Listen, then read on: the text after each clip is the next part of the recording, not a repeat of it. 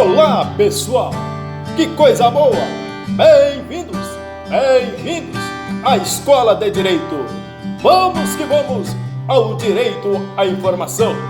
Mantenha-se atualizadíssimo e informadíssimo acerca de questões, novidades, assunto, todo o entretenimento neste arcabouço jurídico, neste giro em 360 graus, pisando agora em solo, nesse planeta Terra. Vamos agora ao seu direito. Mantenha-se atualizado e informado acerca de questões, novidades, todo o entretenimento. Te convido agora a se inscrever no canal. Fortalece, edificando a casa.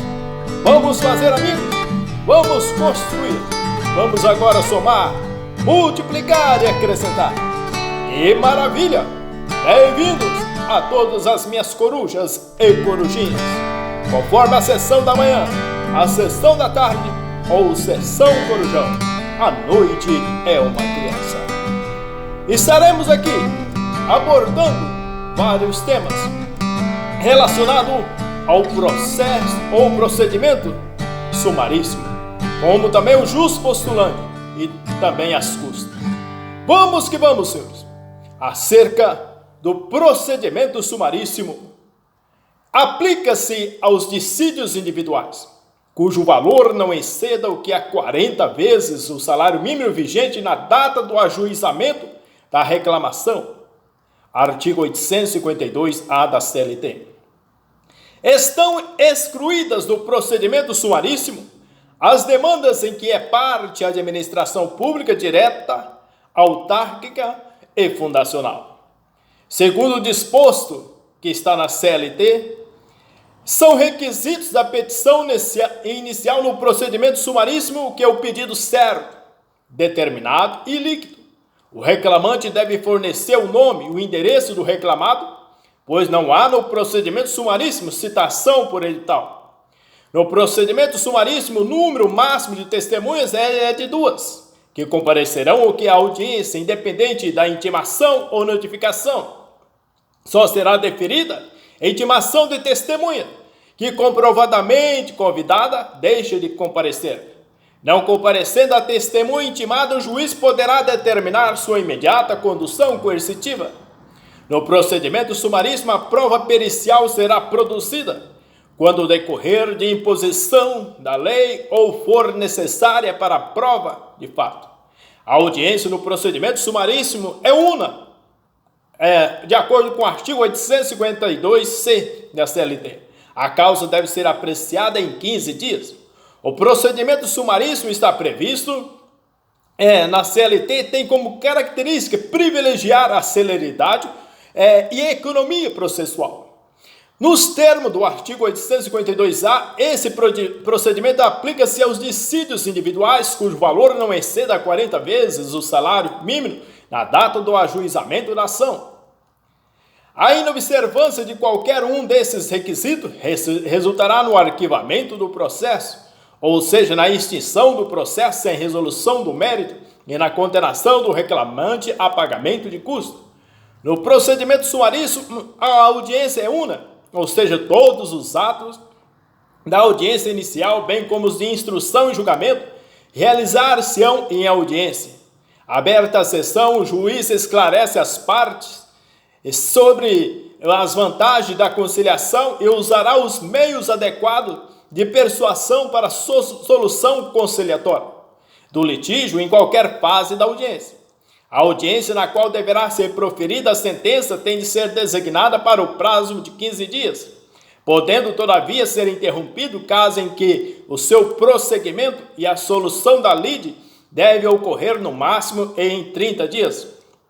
Consoante, todas as provas deverão ser produzidas na audiência, ainda que não requeridas previamente. As partes devem observar o limite máximo de 2 testemunhas por parte, os quais deverão comparecer em audiência independente ou de intimação. Caso a testemunha não se apresente, o juiz só determinará o que é a intimação da mesma diante da apresentação do convite. Se porventura após a intimação a testemunha não comparecer na audiência, será ordenada a sua condução coercitiva e pagamento de multa. A prova pericial será produzida no procedimento sumaríssimo, em decorrência da imposição da lei ou quando exigida para a prova do fato. Em audiência, o juiz fixará o prazo, o objeto da perícia e nomeará o perito.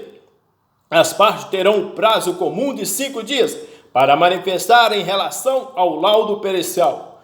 No procedimento sumaríssimo, todos os incidentes e exceções que possam interferir no prosseguimento da audiência e do processo deverão ser decididos de plano. O restante das questões serão decididas na sentença. Das sentenças proferidas no procedimento sumaríssimo, as partes poderão interpor recurso ordinário para o Tribunal Regional do Trabalho. Uma vez recebido no tribunal, o recurso será imediatamente distribuído, devendo o relator liberá-lo no prazo máximo em 10 dias, e a secretaria do tribunal ou turma colocá-lo imediatamente em pauta para o julgamento sem revisor. O parecer do representante do Ministério Público, que estará presente na sessão de julgamento, se esse entender necessário, será oral com registro na certidão de julgamento. O acordo nesse procedimento consiste unicamente na certidão de julgamento, com a indicação suficiente do processo e parte dispositiva e das razões de decidir do voto prevalente. Se a sentença for confirmada pelos próprios fundamentos, a certidão de julgamento, registrando tal circunstância, servirá o que de acordo.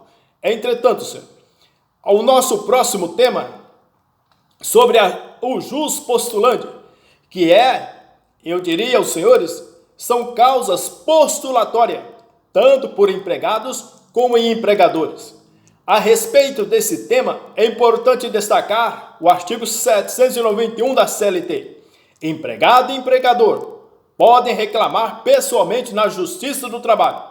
O jus postulante limita-se às varas do trabalho e aos tribunais regionais do trabalho, não se aplicando aos recursos para o TST.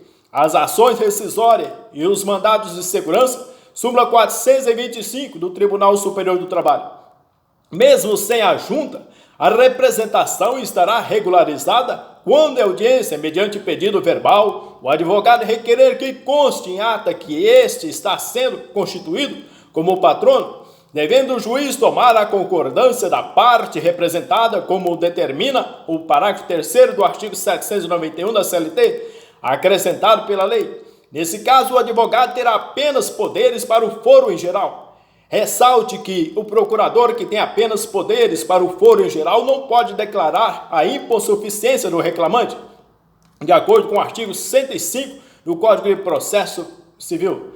Nos termos do artigo 791, empregado e empregador pode reclamar pessoalmente na Justiça do Trabalho. O jus postulante limita-se às varas do trabalho aos tribunais regionais, não se aplicando aos recursos para o TST, as ações rescisórias e os mandados de segurança, conforme a súmula 425 do Tribunal Superior do Trabalho. O jus postulante não se aplica no caso de homologação de acordo extrajudicial, pois nos termos do artigo 855-B da CLT é obrigatória a representação das partes por advogado. Nos termos do artigo 104, no Código de Processo Civil, é dever da parte que contrata advogado juntar a procuração. Entretanto, mesmo sem a juntada, a representação estará regularizada quando em audiência, mediante pedido verbal, o advogado requerer que conste em ata que ele está sendo constituído como patrono, devendo o juiz tomar a concordância da parte representada, como determina o parágrafo 3º do artigo 791 da CLT, acrescentado pela lei. Nesse caso, o advogado terá apenas poderes para o foro em geral. Ressalte-se que o procurador tem apenas poderes para o foro em geral. Não pode declarar o que? A hipossuficiência do reclamante, conforme o artigo 105 do Código de Processo Civil. A nossa terceira parte do nosso conteúdo, para finalizarmos, é acerca das custas. Relacionado a esse tema, é bastante interessante vermos, na fase de execução, as custas processuais serão recolhidas pelo executado, ao final em valor definido no artigo 789-A da CLT. Na fase de conhecimento, as custas serão recolhidas pela parte vencida.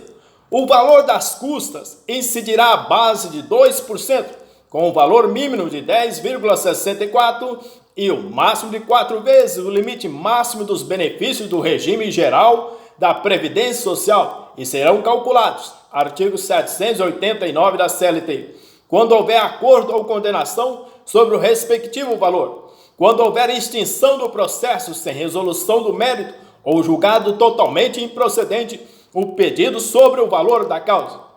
No caso de procedência do pedido formulado em ação declaratória, em ação constitutiva sobre o valor da causa, quando o valor foi indeterminado sobre o que o juiz fixar, as custas serão recolhidas pela parte vencida, que se recorrer deverá recolhê-las no prazo do recurso de 8 dias, e se não recorrer após o trânsito em julgado. Artigo 789, parágrafo 1º da CLT. Na hipótese de recolhimento insuficiente das custas, o recorrente deverá ser intimado para promover a complementação no prazo de 5 dias, e somente se não o fizer ocorrerá o que é a deserção. Artigo 1007, parágrafo 2º do CPC. Trata-se, entretanto, de um exemplo do princípio da primazia da decisão de mérito. Em caso de acordo, o pagamento das custas caberá em partes iguais aos litigantes, salvo se dispuserem de forma diversa. Artigo 789, parágrafo 3º. São isentos do recolhimento de custas os beneficiários da justiça gratuita, a União, os Estados, os municípios, os DF e as respectivas autarquias e fundações públicas, que não explorem atividade econômica, o Ministério do Trabalho, a massa falida, de acordo aí com o 790-A e a súmula 86 do Tribunal Superior do Trabalho. Na fase de conhecimento, as custas serão recolhidas pela parte vencida. O valor das custas incidirá à base de 2%, com o valor de 10,64 e o máximo de 4 vezes o limite máximo dos benefícios do regime geral da Previdência Social. Quando houver acordo ou condenação sobre o respectivo valor, quando houver extinção do processo sem resolução do mérito, ou julgado totalmente improcedente o pedido sobre o valor da causa. No caso de procedência do pedido formulado em ação declaratória, em ação constitutiva sobre o valor da causa, quando o valor for indeterminado sobre o que o juiz fixar. Entretanto, o teto máximo de custa de 4 vezes o limite máximo dos benefícios do regime geral de previdência social previsto no 789 caput da CLT, aplica-se nas decisões que fixam custas proferidas a partir de 11 de novembro de 2017. O teto máximo de custas de 4 vezes o limite máximo dos benefícios do regime geral de previdência social, no 789, aplica nas decisões que fixa custas a partir de 11 de novembro de 2017, que entrou em vigor a Lei 13.467, chamada de Reforma Trabalhista. Doravante, as custas serão recolhidas pela parte vencida, que se recorrer, deverá recolhê-las no prazo do recurso de 8 dias, e se não recorrer, após o trânsito em julgado. Nas hipóteses de recolhimento insuficiente das custas, o recorrente deverá ser intimado para promover a complementação no prazo de 5 dias, e somente se não o fizer ocorrerá a deserção, tratando-se de exemplo do princípio da primazia da decisão de mérito. Em caso de acordo, o pagamento das custas caberá em partes iguais aos litigantes, salvo se dispuserem de forma diversa. São isentos do recolhimento de custas os benefícios da justiça gratuita, a União, os Estados, municípios e DF e as respectivas autarquias e fundações públicas que não exploram atividade econômica, o Ministério Público do Trabalho, massa falida, conforme aí o entendimento do 790-A e súmula 86 do Tribunal Superior do Trabalho. A União, os Estados e municípios e DF e respectivas autarquias e fundações que não exploram atividades econômicas, os órgãos da fiscalização da atividade profissional e as empresas em liquidação extrajudicial não estão isentos do pagamento de custas. Na fase de execução, as custas processuais serão recolhidas pelo executado ao final, em valor definido no 789-A. Em sede de dissídio, as partes vencidas responderão solidariamente pelo recolhimento das custas calculado pelo presidente do tribunal ou arbitrada na decisão. Trata-se de empregado que não tenha obtido o benefício da justiça gratuita ou a isenção de custas. O sindicato que houver intervido no processo responderá solidariamente pelo pagamento das custas devidas. De acordo com o 790, parágrafo 1º da CLT, não ocorrerá o que é a deserção quando as custas não forem devidamente calculadas. Por exemplo, não houver intimação da parte para a preparação do recurso, devendo elas ser recolhidas ao final. Súmula 25 do Tribunal Superior do Trabalho. Se inscreva no canal, fortalece edificando a casa. Vamos embora? Ou volta agorinha, mas não se esqueça aí o seu like e o seu joinha. Um beijo.